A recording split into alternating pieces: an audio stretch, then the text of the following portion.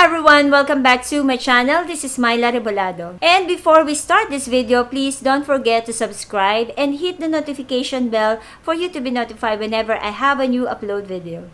And yes, welcome back to another makeup video and another shade na naman ng aking Beauty Glazed Strelitzia na eyeshadow palette ang aking sinubukan. As you can see guys, green tayo ngayon. So, yun yung ginamit kong pinaka-highlights dito sa palette na ito.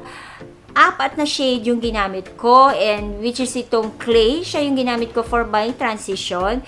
Yung Blitz Emerald and ginamit ko siya all over my lids.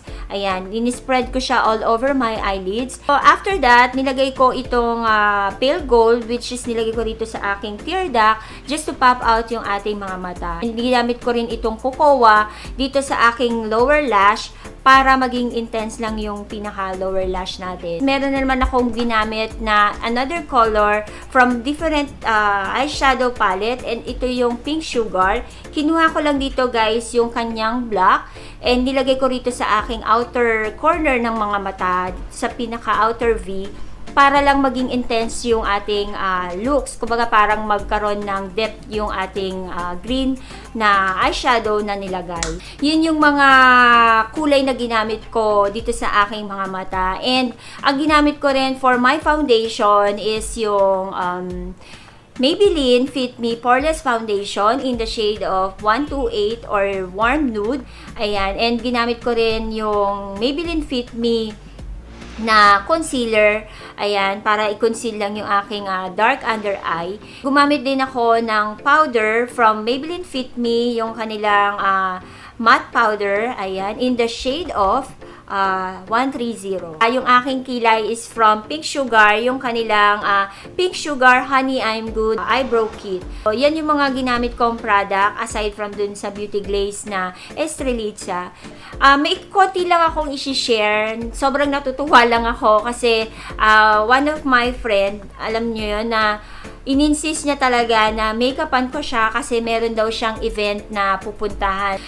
Regular niya napapanood lahat ng mga video ko and sabi niya, gusto niya daw na make-upan ko siya gaya ng mga makeup na ginagawa ko sa aking mga videos. Although, nakapag-makeup na rin ako before, pero alam niyo yung expectation kasi na nakikita nila kung ano yung mga makeup na ginagawa mo. I-insert ko na lang, actually hindi ko nga na video, so insert ko na lang yung mga picture niya. Ayan, nandyan siya, and nandito rin siya. So, insert ko yung mga picture niya after nung aking pagmi-makeup sa kanya. So, yun guys, yun lang naman yung aking gustong i-share. And dalawa sila na nagpa-makeup sa akin. And ilalagay ko rin yung isang picture. And dito din, yan, si Cherry and si Kelsey. Yung unang ipinakita kong picture is si Cherry and yung pangalawa ay si Kelsey. So, nagtiwala naman sila sa aking kakayanan.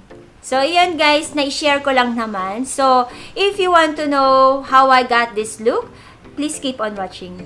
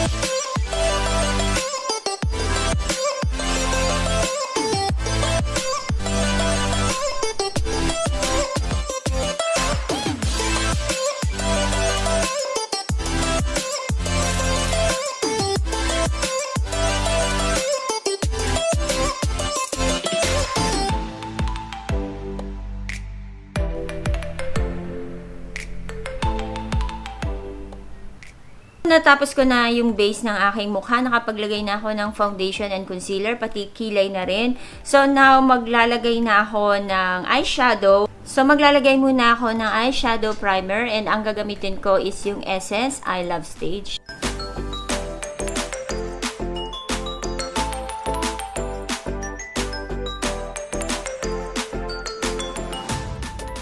So, now, isi-set ko lang siya ng powder, yung aking eyelids, para hindi siya mag-crease and mas madaling i-apply yung eyeshadow na ilalagay natin.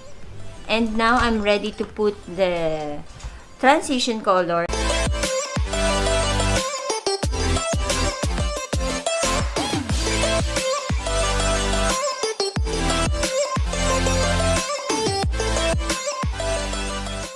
Nailagay ko na yung aking pang transition color. Ang gagawin ko naman is ilalagay ko yung pinaka-highlights dito sa ating eyeshadow or eye makeup. And I will be using this shade, yung kanilang Blitz Emerald. Ayan, yung green shade. So, ilalagay ko siya all over my eyelid.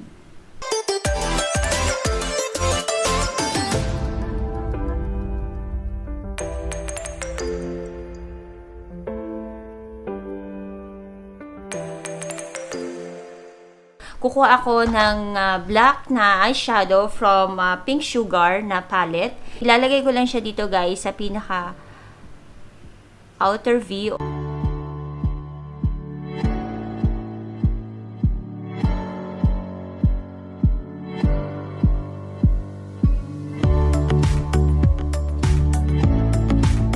Sa lower eyelash. So magdidip lang ako top.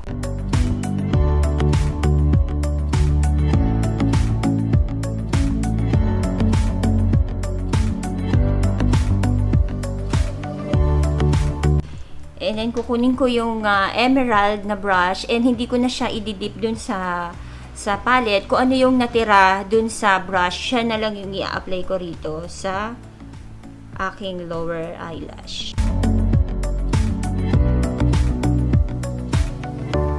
So guys, maglalagay lang ako ng brown eyeliner dun sa aking pinaka lower lashes.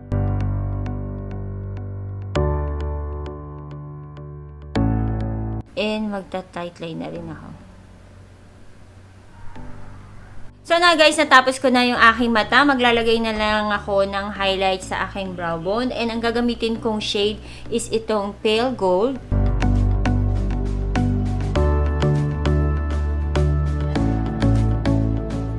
Guys, natapos ko na yung aking mata, yung aking eyeshadow. Now, maglalagay ako ng contour and ang gagamitin kong palette is from LA.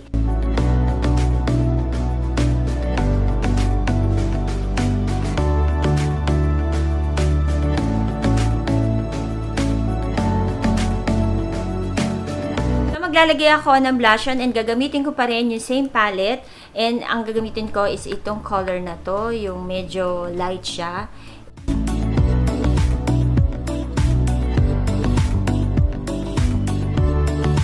Ito yung pinaka gusto kong part ngayon dito sa video na ito is yung maglagay ng highlights. Recently guys, nalaman ko na yung technique kung paano mas makikita itong highlighter na ito. Ang gagamitin kong highlighter is itong EB Advanced Glowout highlighter and gagamit ako nitong brush na ito to apply and then dito ko lang siya ilalagay guys para mas visible siya. So dito lang sa pinaka highest point ng aking cheekbone. So ayan lang siya. So para mas makita nyo yung pigment niya. So, diba? Ang ganda niya. Pero nung una kasi guys, hindi ko siya ma-appreciate. Kasi sabi ko, yan, parang hindi naman nakikita. Pero mali pala yung aking paglalagay. Oh. Diba? Ang ganda niya. So guys, natapos ko na yung aking mukha. Ang maglalagay na lang ako ng lipstick. And dalawang klase ng lipstick yung ilalagay ko. And dalawang brand din. So, ang gagamitin kong una is itong Pink Sugar, yung kanilang Hot Mess. And then, saka ko naman papatungan itong Wet n Wild, yung kanilang Megablast. Ayan, in the shade of Pink Saga.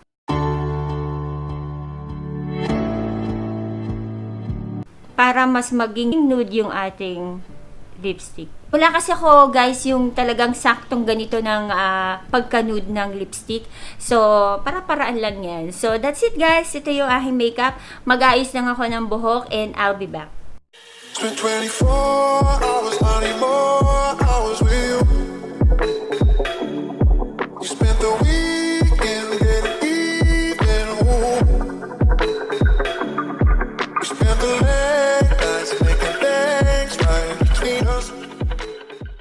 is our video for today. I hope that you enjoy as much as I did and sana meron din kayong natutunan. And before I end this video, if you are new to my channel, please don't forget to subscribe and hit the notification bell for you to be notified whenever I have a new upload video. And syempre magpapasalamat din ako sa lahat ng aking subscribers, yung aking mga my loves. Ayan, maraming salamat sa patuloy na pagsuporta dito sa aking channel, and kung ano man yung mararating ko dito sa aking channel, kasama kayo. Lahat ng ginagawa kong video, ini-enjoy ko, nai-enjoy ko talaga siya. So, ayun, maraming salamat. And that's it guys. I hope to see you on my next video. Bye! Mwah!